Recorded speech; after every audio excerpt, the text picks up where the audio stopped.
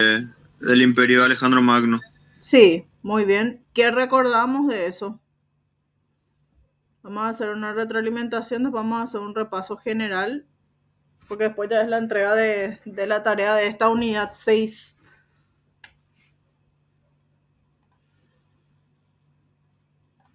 Con sus palabras nomás me pueden decir qué fueron recordando.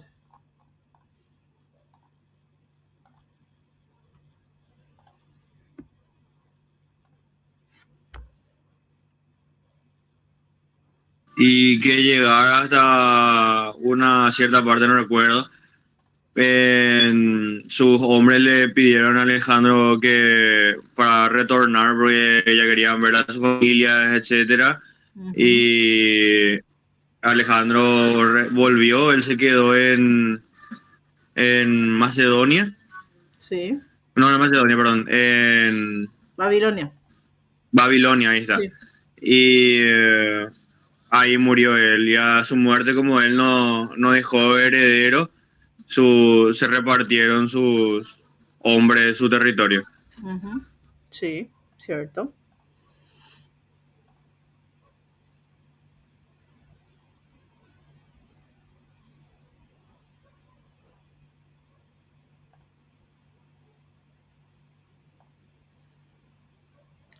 Muy bien.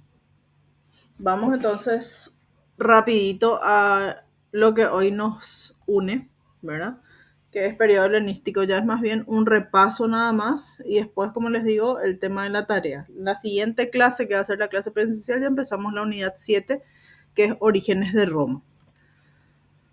Muy bien, ¿qué habíamos recorrido? Grandes monarquías, territorios independientes, la vida social, política, económica y la conquista romana, ¿verdad?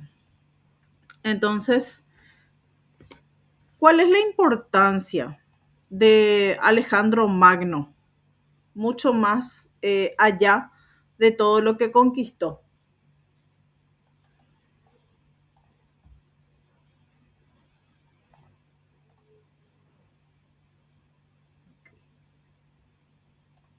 En como la creación del helenismo. Sí, la creación del helenismo, ¿verdad? Justamente.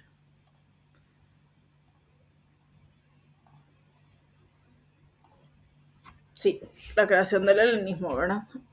Tenemos todo ese recorrido, ya lo conocemos, el recorrido que hizo, ¿verdad? Y también la identidad, el inicio de lo que es hacemos un paso, un cambio de lo que es un sistema ya semidemocrático, pasamos ya a una monarquía, ¿verdad? Conocen este mapa, ya lo vieron varias veces. El legado en disputa, saben ustedes que se había casado con Roxana, ¿se acuerdan? Que se casó con Roxana, pero que digamos, el niño todavía era muy chiquito, por eso que no podía de repente asumir, porque en realidad prácticamente era un recién nacido, ¿verdad?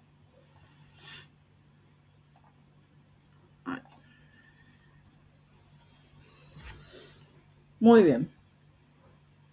¿Y qué es lo que dejó en su lecho de muerte? Sabemos que dejó a Péricas el anillo. Era un quiliarca. ¿Qué era un quiliarca? Era un representante administrativo militar. Acuérdense que cuando él fue conquistando los diferentes espacios entre Europa y Asia, empieza también él a respetar un poco las culturas que se tienen y la manera administrativa, por sobre todo, por eso que se habla de unas satrapías también. ¿Se acuerdan que yo les dije que había tres reinos fundamentales aquí? Si bien se divide en más y te dice que son las satrapías, hay tres reinos fundamentales. ¿Cuáles eran?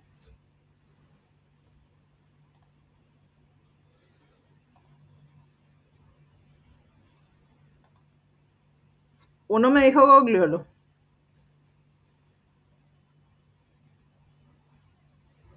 No, creo que era Macedonia, era uno, Bien. el otro era, no, Babilonia era uno, No, Macedonia o está bien Macedonia. también. Sí, claro. Macedonia. Súper bien. En Macedonia. Egipto, Sí. en el que ahora, o Y sea, el que otro. antes era Persia. Sí, muy bien.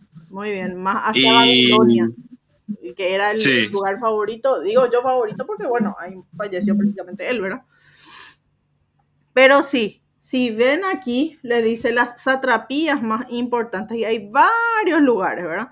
Y las gobernaciones principales. Le tenemos a Macedonia, le tenemos a Babilonia, y está bien, Gianfranco, ¿verdad?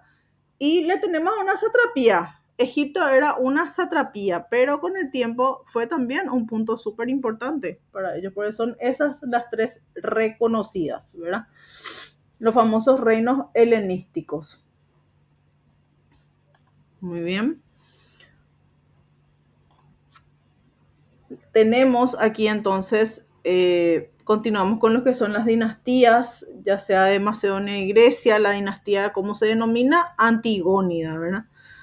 Sabemos dónde estaba ubicada Macedonia, hemos recorrido toda la parte histórica desde quién, Filipo II, que es el que pone en el mapa a Macedonia, ¿verdad? Y su deseo incansable de conquistar Persia.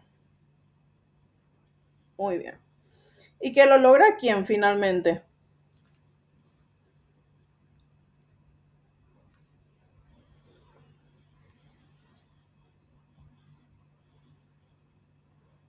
Me preocupa el silencio, me siguen, estamos muy dispersos, ¿qué pasa? Porque Gianfranco lo único que me está respondiendo.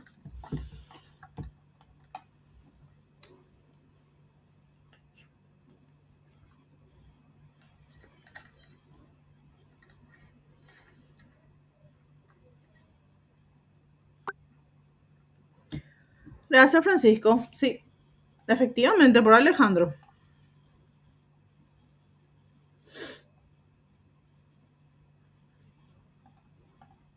Después le tenemos a Seleuco, dinastía por ende Seleucida, ¿verdad? ¿Dónde dominó? Dominó el espacio de Babilonia.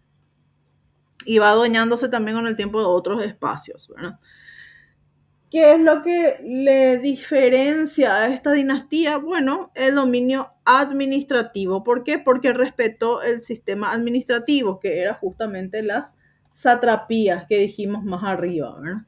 Y después hablamos de la dinastía tolemaica. Esta sí es bastante conocida. Ya saben ustedes dónde se estableció. Fue en Egipto, ¿verdad? Sí, muy bien. También habíamos estudiado un poco lo que son o lo que significó la Biblioteca de Alejandría en ese entonces. Si me pueden mencionar, por favor.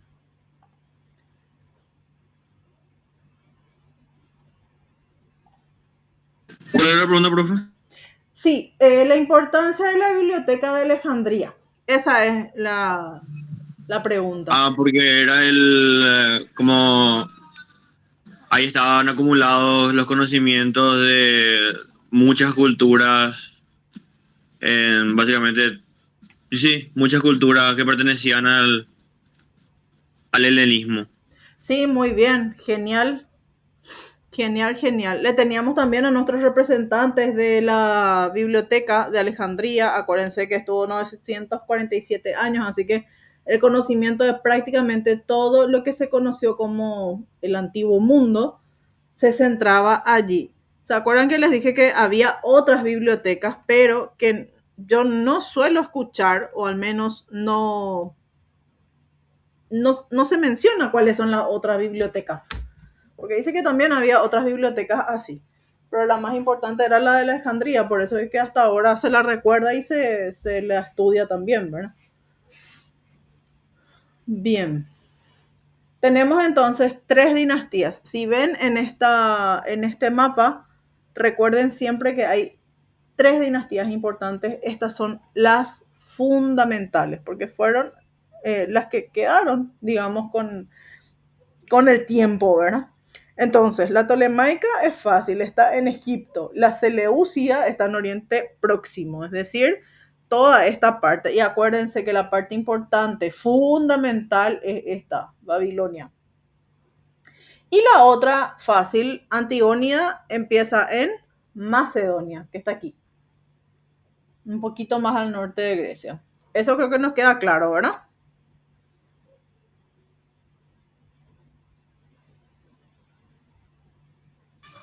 Sí, profe, así Ok, es. gracias, Gustavo.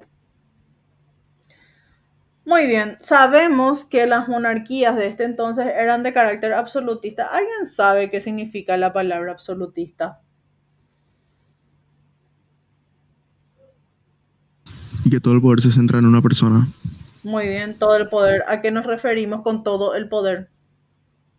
Al rey. Sí, súper bien. Militar, político, religioso. Económico, social. Sí, hay varios espacios, acuérdense, eso también es importante, ¿verdad? Si bien sí, lo podemos reducir a todo se centra en una persona, me gustaría que de repente expliquen un poco más, porque en el examen, si ustedes me ponen una línea, 2 líneas, acuérdense, es insuficiente. Tienen que poder expresar un poquito más. Esa nomás es la idea y ese es el punto, ¿verdad? Sobre todo cuando se les solicita que desarrollen un tema. Bien, entonces, el imperio se divide, ya sabemos, ¿verdad? Gobernados por diádocos. ¿Qué eran los diádocos? ¿Se acuerdan que teníamos varias palabras importantes, claves en esta unidad? Era el primer anillo prácticamente de Alejandro Magno. El primer anillo. O sea, lo que se iban a quedar con el poder. Ujú. Bien. Puede ser generales colaboradores también, profe, tipo, algo así. Sí, sí, los que estaban siempre cerca de Alejandro Magno, porque aquí en realidad tenemos 2 palabras. Si esa es la de los que estaban cercanos, ¿cuál es la otra palabra clave? Y está en esta presentación, aquí.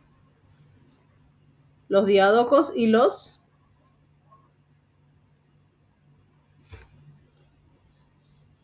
Sátrapas. Les voy a orientar. Acá. Acá quiero que vean. Acá donde está mi flechita. Ya lo cuadradito. Los epígonos. ¿Y quiénes son los epígonos? Los hijos de generales. Entonces, ¿qué nos va diciendo esta presentación? ¿Qué nos va orientando?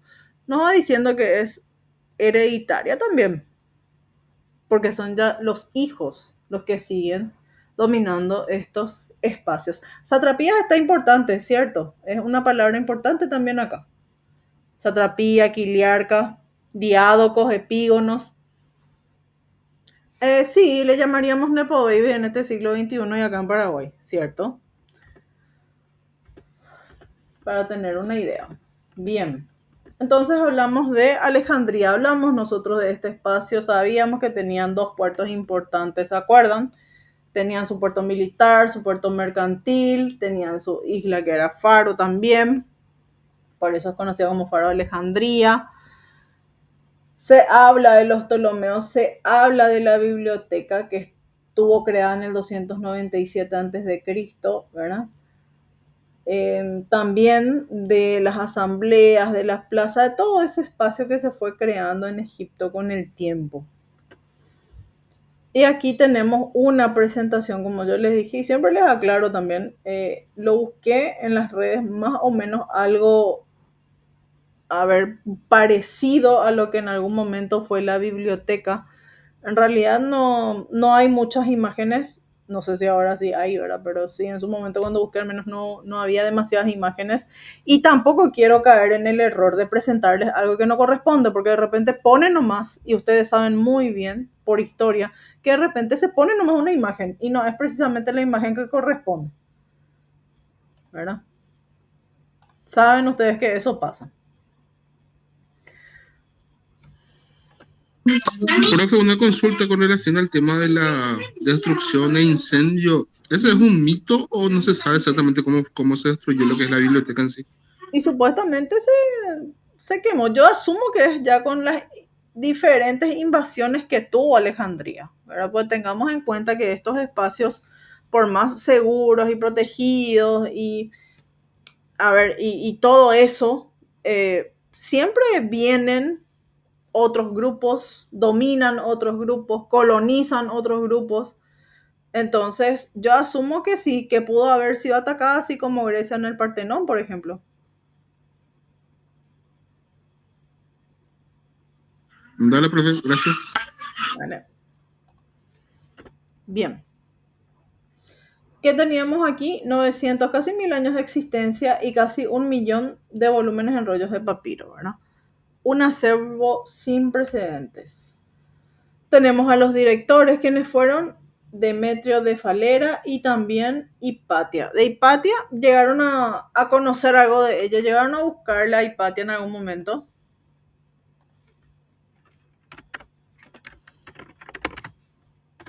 Hipatia de Alejandría.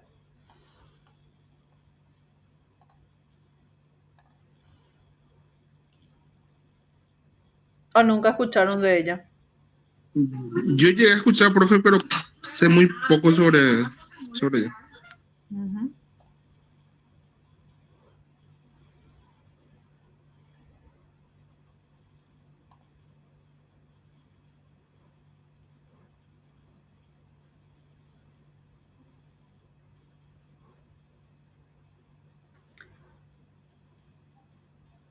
Era una persona muy, muy conocida en su momento. Muy culta también.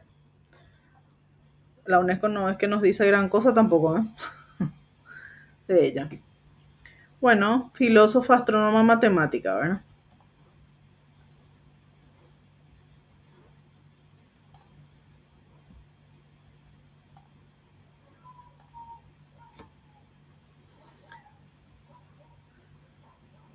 Muy bien, muchas personas también trabajaron en este espacio, se guardaron también muchas obras, como las de Eurípides, Sófocles, Esquilo, muchas más. Acuérdense también que en este periodo y un poco antes también van floreciendo qué cosas, que era lo que nosotros vimos en la unidad 4, que se fueron exponiendo las artes y las ciencias, ¿se acuerdan?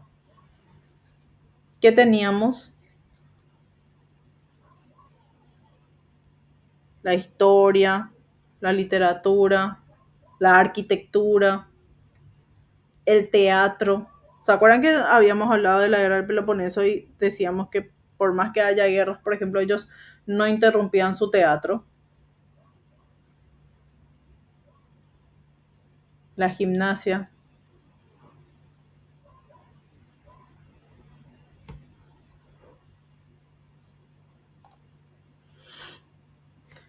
Bien. Ciudad cosmopolita, ¿qué significa? Albergaba a diferentes lugares, diferentes personas que vienen de todos los espacios. ¿Quiénes se fueron, digamos, asentando por aquí?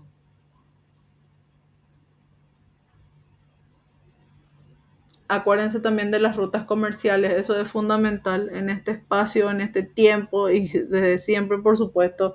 Cuando hay rutas comerciales, cuando hay caminos, ¿qué es lo que sucede? Sucede que va desarrollándose un lugar, ¿verdad? Se va modernizando, se va poblando. Entonces eso es lo que sucedió con específicamente Egipto. ¿Y qué es la helenización? Continuando con esto.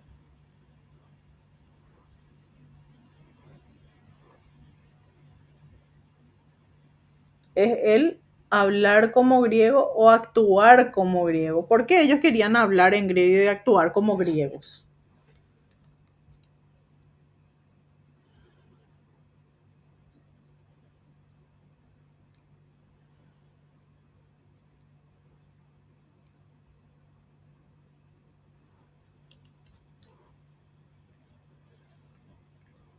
Es Alejandro Magno el que va llevando esa cultura, ¿se acuerdan?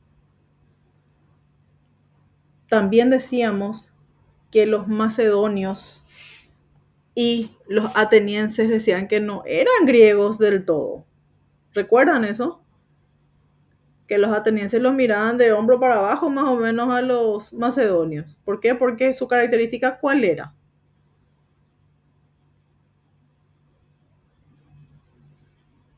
Que le consideraban semibárbaros Sí, porque no estaban tan desarrollados a nivel social. exactamente, a nivel social, a nivel cultural, ¿verdad? Entonces eran más o menos como los granjeros, los campesinos que estaban ahí. Entonces por eso te dice luego una parte de la presentación que tenían relaciones prudentes, ¿verdad? Si bien era parte, por supuesto, de lo que es Grecia, Macedonia no es al final, no puede, no queda nunca absorbida por Atenas, mucho menos, ¿verdad? Entonces, hablando de la helenización, hablando de Alejandro Magno que sale de Macedonia, que tiene por supuesto características porque decíamos que compartían de repente el idioma, compartían la religión, compartían incluso los juegos. Entonces, todo ese conjunto, porque todo ese conjunto a que llamamos nosotros, eso es cultura. Entonces, ¿qué es lo que hace? Bueno, va difundiendo a través de los espacios que él fue conquistando, porque son culturas completamente distintas cuando llega a Persia o cuando llega a Babilonia o cuando llega incluso a Egipto, ¿verdad? Son mucho más diferentes, son muy, muy diferentes. Muy bien. ¿Cuál era la clase social dominante? Esa es una pregunta muy sencilla. ¿Quiénes son? Por supuesto, el rey y los cortesanos. ¿Y quiénes son los cortesanos? Y los que estaban alrededor siempre del rey. Estos que vivían en grandes propiedades rurales, ¿verdad? También tenemos las nuevas clases. Entonces, toda esa nueva clase dirigente, ¿qué es lo que hace? Va buscando lugares recónditos. ¿Qué significa lugares recónditos? Lugares muy lejanos, que para ellos eran algo completamente nuevo. ¿Para qué? Justamente para ser conquistados, ¿verdad? Muy bien. En su momento, y hablamos de este entonces, el griego fue el idioma más hablado del mundo. Se usaba en la cultura y en el comercio. ¿Se acuerdan también de la palabra koiné? Que ya habíamos usado en algún momento. ¿Qué significaba? Una lengua ya común, ¿verdad? Una lengua un poco más vulgar.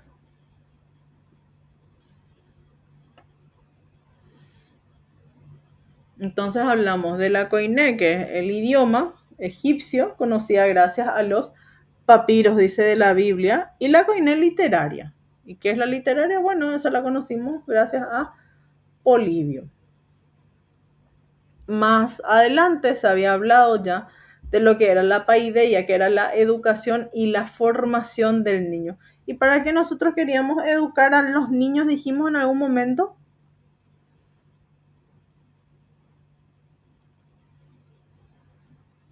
¿Por qué es importante educar? Para formar y preparar. Muy bien. ¿Para qué más puede ser? Adoctrinar. Orientar, ¿verdad? Orientar, perpetuar la sociedad, tener esas ideas, porque acordate, y vamos a hacer un ejemplo aquí en Paraguay, nomás para que ir tan lejos. Desde que vamos a la escuela, desde lo que es preescolar al tercer año de la media, y ustedes que pasaron por todos esos espacios, díganme vos qué aprendieron en la escuela. A ver, les quiero escuchar un ratito. ¿Qué aprendiste en la escuela o en el colegio?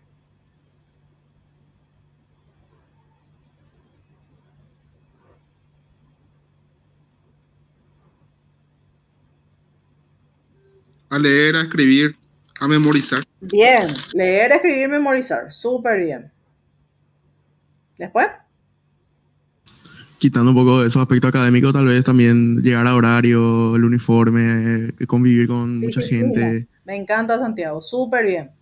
Allá tenemos dos, digamos, momentos en la escuela bastante distintos, ¿verdad? ¿Por qué? Porque si vos lees, escribís todo súper bien, es la cuestión académica. Pero también tenemos otro punto importante que es lo que se denomina en el colegio RSA, registro, secuencia, aprendizaje. Es decir, el comportamiento del estudiante. Y ahí se ve absolutamente todo lo que vos estás diciendo. Ese llega hora, completa su tarea, entrega su tarea, tiene el uniforme, puede entonar el himno nacional y muchísimos otros indicadores que podemos tener en cuenta. ¿Qué más aprendimos? A ver, hasta tercer año tuvieron gente. ¿Qué me pueden decir? Se podría decir convivencia, profe. Sí, pues, sí, aprendes a convivir, aprendes a ver los distintos caracteres de las personas. Lindo ejercicio. ¿Qué más?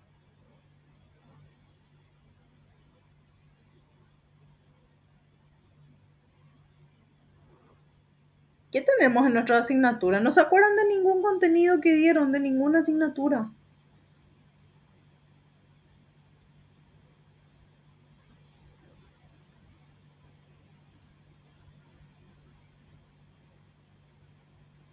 ¿Qué bachillerato Y casi aprendió? cosas como matemática y eso. Sí, claro. ¿Qué aprendiste en matemática? Y a contar, Bien. a sumar, a restar, a todo lo básico. Más, Muy lo más complicado ahora, que ya no uso, pero claro, aprendí claro. también. No, claro, no. ¿Por qué les digo? Porque yo les cuento una cosa. Las operaciones básicas, ¿verdad? Lectura, escritura, oratoria, suma, resta, multiplicación y división, yo les cuento que por años estuve en educación. Después sí se fue desarrollando más y sí se hace ya lo que es un poco más factorización y todo lo que ustedes quieran en matemática un poco más profundo, ¿verdad? Pero yo les cuento que en los primeros años, incluso acá en Paraguay, las operaciones eran básicas, suma, resta, multiplicación, división, lectura, escritura. Eso nomás necesitaba la persona. Y nada más para poder desenvolverse en la vida, ¿verdad? Hoy en día, por supuesto, nuestros contenidos son muchísimo más profundos, hay muchísimas más asignaturas y también hay diferentes bachilleres. Saben ustedes que hay distintos bachilleres, ¿verdad? ¿Bachiller en qué son ustedes? Contabilidad en mi caso. Contabilidad, muy bien, me encanta, ¿verdad? Y viniste acá a ciencias sociales, más me gusta. Después, Sí. Empeora IT. sí, realmente, pero está bien, está bien. Después, los otros, Yo justo Ciencias decía ciencias sociales. sociales. sociales, yo también soy de sociales. Muy bien, hasta hoy en día, ¿qué dice? Tengo pesadillas con trigonometría del cuarto. Ok, bueno, yo les cuento, bueno, saben ustedes en realidad que estoy haciendo una investigación de maestría en lo que es las reformas educativas en el Paraguay. El próximo lunes me siento muy tentada. Si quieren, les puedo llevar solamente para mirar el programa de lo que era de 1915, hace 100 años, un poco más de 100 años. Ya se daba trigonometría, ¿verdad? En lo que es educación media. Geometría y trigonometría. Se daba historia también. Historia era bastante romántica, era nuestra historia. ¿Verdad? Incluso hay una clase preparada para cuarto grado de cómo tenían que responder los alumnos, porque acuérdense que la característica era qué cosa, memoria. Entonces tenían que saber de memoria absolutamente todo, de memoria, en historia de los etruscos. Y vas a dar otra vez los etruscos, querido, justamente. Estamos por ahí cerquita, ya estamos en los etruscos, a un paso. Yo, por ejemplo, profe, tuve trabajo y tecnología y la profesora nos enseñaba a coser, a Mira, todo eso. Y yo, gracias a Dios, no sé coser, por ejemplo. yo que hubiera dado, porque mi profesor de trabajo de tecnología me enseña a coser. A mí lo único que me enseñó es a que teníamos que llevarle comida para pasar la asignatura. Nada, no aprendí. Sinceramente te digo, y te lo digo con toda la sinceridad, y me duele la sinceridad, pero bueno, es lo que teníamos, nada, nada. Nosotros no hacíamos nada en trabajo de tecnología, nada. Siempre quise saber para qué era trabajo y tecnología, ¿verdad? No, no vimos nada. Para mí que Gustavo en su casa lo que aprendía a coser, bro. Puede ser también. No, la profe no hacía coser, ¿Está bien? Para poder hacer todo lo que sea, desenvolverse. por ejemplo, el tema de, inclusive, estos colgantes para las planteras. Y eso que se tiene frente, Mira. en la casa de mi mamá, eran un millón de cosas yo hacía. Las bufandas mismas que nunca terminabas. Ah, Todo eso sí. se hacía a través de tecnología. Está bien, yo no hice nada de eso. Yo te cuento, por eso te digo, yo no tengo la experiencia en trabajo y tecnología, pues nosotros no hacíamos nada. Nada luego. Nada, no recuerdo luego. Sinceramente le digo que no recuerdo. Ahí, por ejemplo, dice Francisco, tenía que Sí, botones, bufanda, distintos tipos de panela cosas, y eso. ¿verdad? Las Todo. benditas bufandas. Miren, pues ustedes hacían eso entonces. Qué genial. No sé qué es lo que da ahora trabajo y tecnología. De puro gusto voy a mirar un poco su programa. Por el Ministerio de Educación tiene luego a disponibilidad todos los programas. Ustedes pueden ver todos los programas que hay de todas las asignaturas. Porque están en la página oficial del MEC. Nunca presenté ni uno de esos trabajos. Ah, pero qué guapo. Bien. Vamos a cerrar entonces un poco nuestra clase de lo que es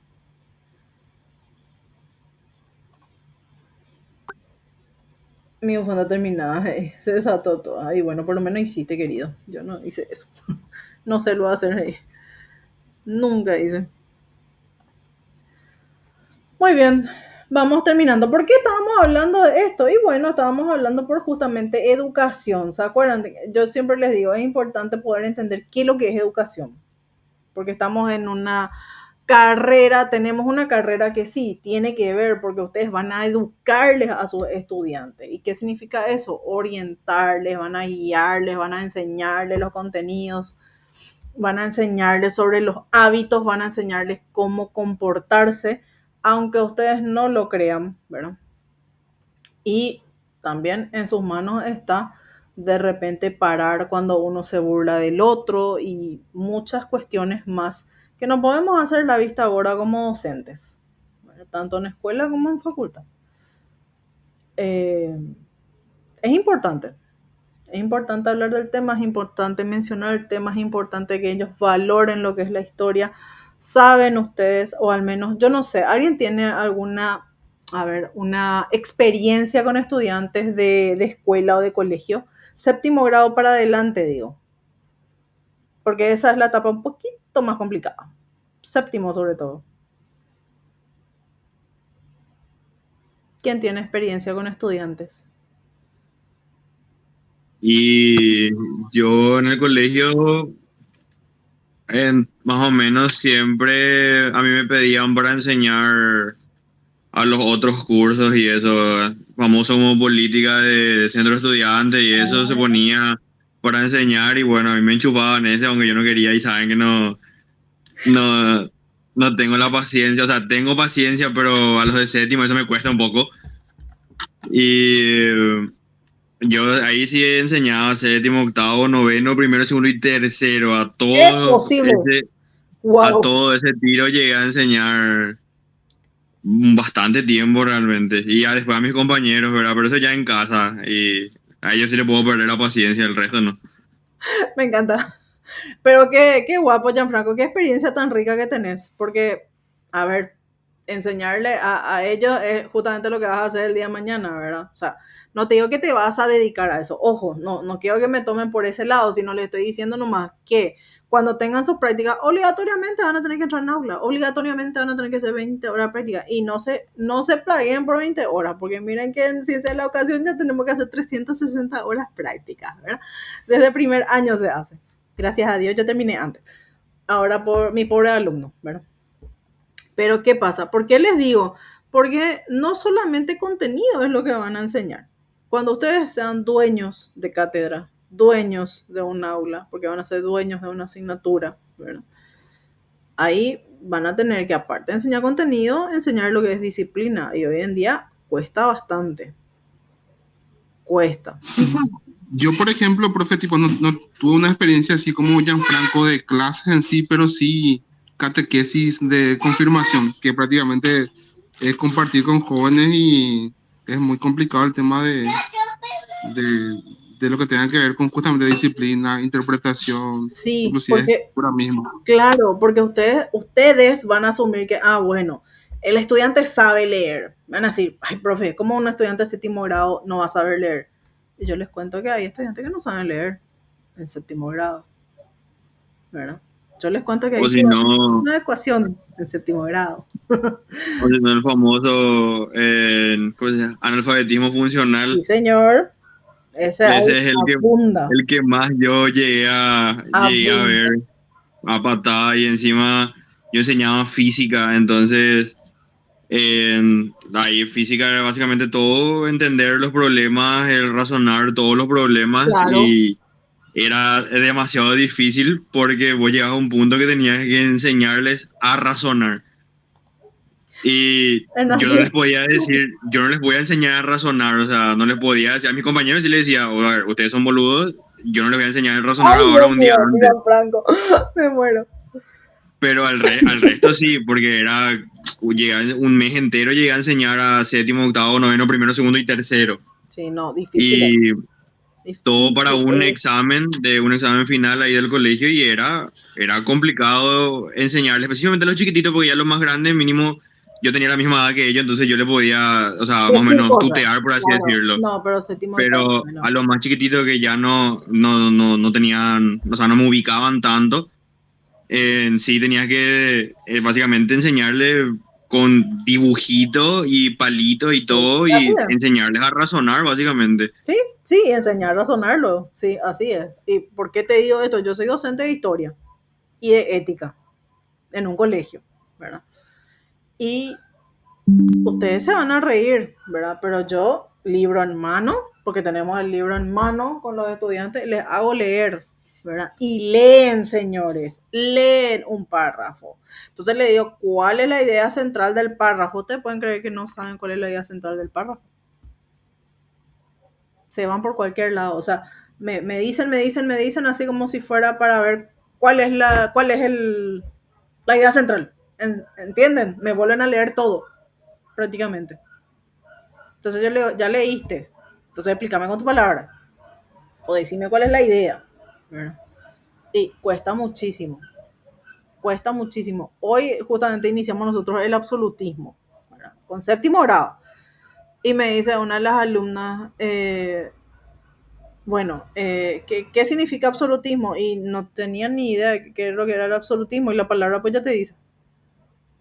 Para que no conocen, no asocian tampoco, ¿verdad? Y es empezar y es perder, pero muchísimo tiempo. Porque eso es, lastimosamente vos perdés tiempo al explicarle, al decirle, al retroceder, porque para mí es un retroceso. No hay tiempo, o sea, el tiempo ya no lo ganas. Al contrario, lo perdés.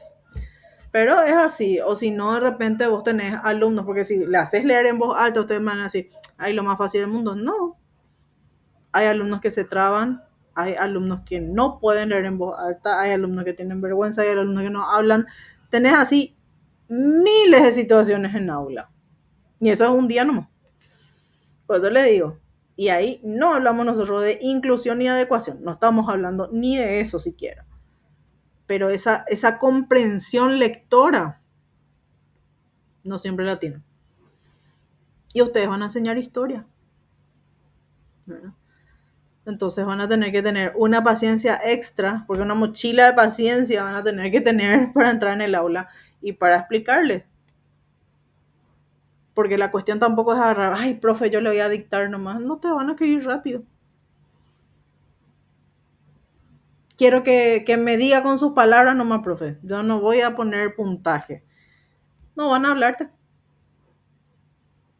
Entonces es buscar estrategia. ¿Cuál es la estrategia que yo voy a trabajar con estos estudiantes? ¿Verdad? Es buscar. ¿Podemos encontrar? Claro, vamos a encontrar. Pero es buscar estrategias. No es solamente presentar un contenido. Eso es lo que les quiero decir en pocas palabras. El contenido está, es importante. Ustedes lo van a leer, ustedes lo van a manejar. Yo no dudo de eso. La cuestión es mantener el aula. ¿Verdad? No les digo siquiera mantener la disciplina. Pues mantener la disciplina hoy en día se volvió bastante complicado. No se callan. 5 minutos no se callan. Son dispersos. Vos le explicás 2, 3 veces y ellos son dispersos, todavía no te entienden por qué, porque no te están prestando atención, te están mirando hacia la cara, pues no te prestan atención.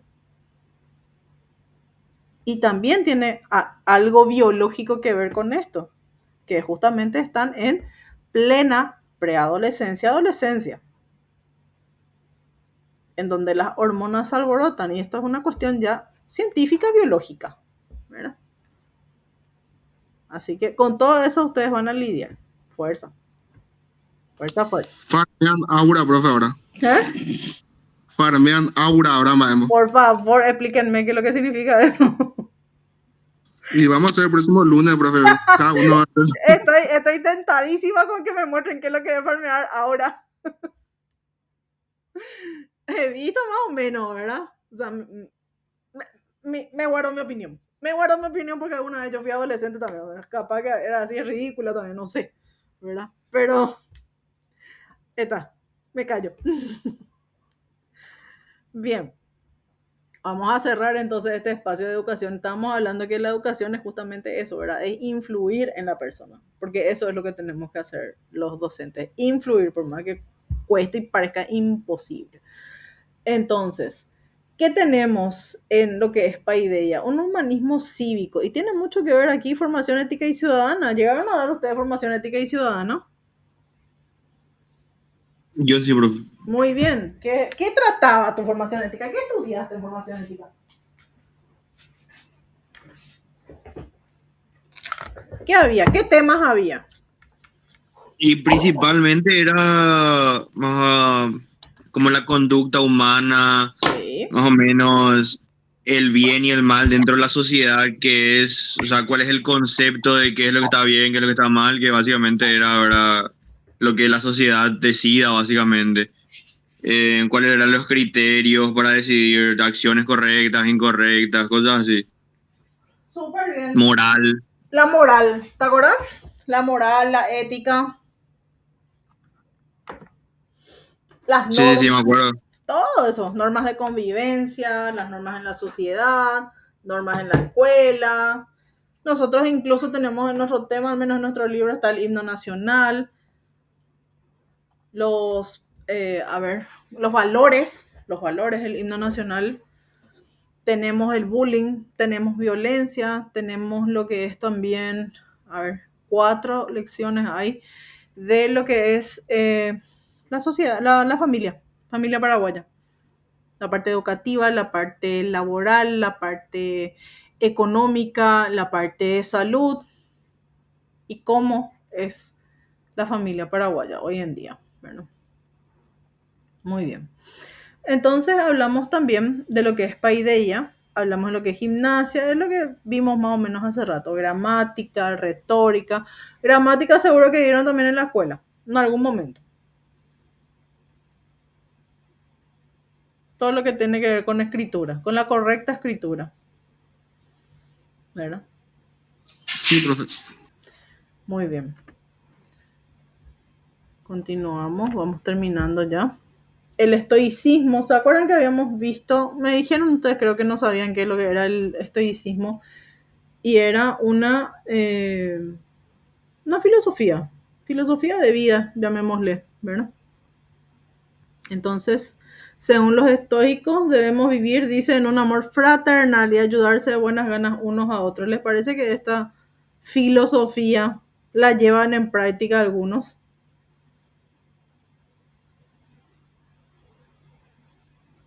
Profe, esta filosofía salió otra vez, se hizo otra vez de moda, pero se malinterpretó todo hoy en día. ¿En serio?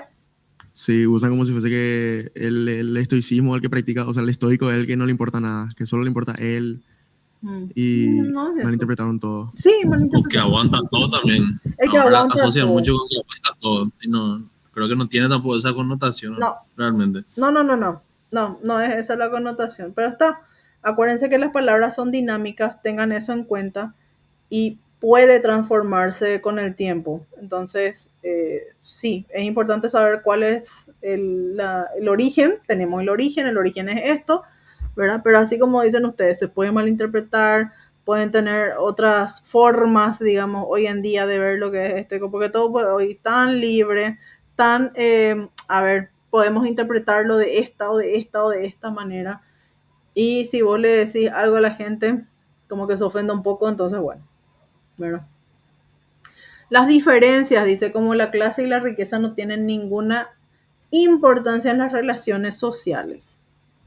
O sea, es una de las ideas. Bueno, y después aquí ya empezamos con Roma. Da paso a lo que es el surgimiento de en realidad que es la república. Nosotros vamos a pasar por 3 estadios de Roma. ¿Saben ustedes cuáles son los estadios principales de Roma, verdad?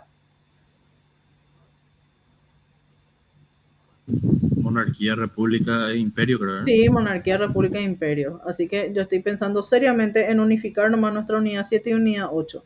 Porque unidad 7 es orígenes de Roma y unidad 8 es, por supuesto, monarquía. Entonces, para mí puede ser una continuación nada más, solo que va a ser un poquito más larga nomás. Muy bien. Entonces, ¿qué tenemos aquí? El imperio romano, hablamos por supuesto con la lengua, las actitudes, la filosofía, todo lo que es la cultura general, ¿verdad? Los romanos, dice, adquieren de los griegos gran parte de la civilización y a medida que fueron conquistando varias regiones, promueven el pensamiento también y la cultura helénica. Con eso prácticamente terminamos esta unidad. Sí estaba también lo que es el trabajo. Un ratito, por favor, aquí. Este es el trabajo. ¿Qué es lo que se les pedía? Una síntesis. Es para este miércoles. ¿Qué tal vamos con eso? He visto que solamente 2 personas entregaron hasta ahora.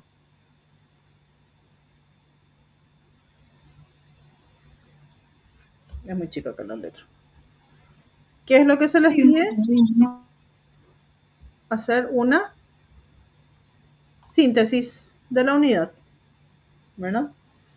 Ya saben ustedes cómo tienen que hacerlo. Aquí están los indicadores. Entonces, ¿qué es lo que yo voy a calificar? Lo que aquí les estoy poniendo a ustedes. Si la información está claramente relacionada con el tema principal, si en el texto se identifica la jerarquización de ideas, si utiliza el lenguaje variado. Acuérdense que es una página nomás. Yo les pedí solamente una página. ¿Pueden hacerlo en más de una página? Sí, no hay problema tampoco, ¿verdad? Yo les puse nomás acá como indicador, respeta la extensión de una página, pero no sé si lo van a poder hacer en una página del trabajo. Si está a 12 y si vemos solamente las ideas centrales, yo querría pensar que sí. Pero como nuestros temas en historia antigua, Grecia y Roma al menos siempre son bastante extensas, es para tener un punto en cuenta por lo menos, ¿verdad? Bien. ¿Consultas sobre esto? ¿Sobre el trabajo? ¿La presentación del trabajo?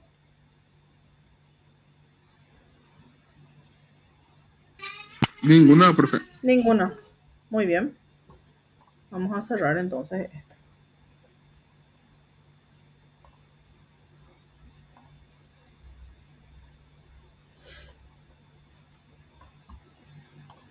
Voy a cortar aquí y vamos a iniciar con arqueología, ¿les parece? Y a cortar nomás aquí nuestra grabación.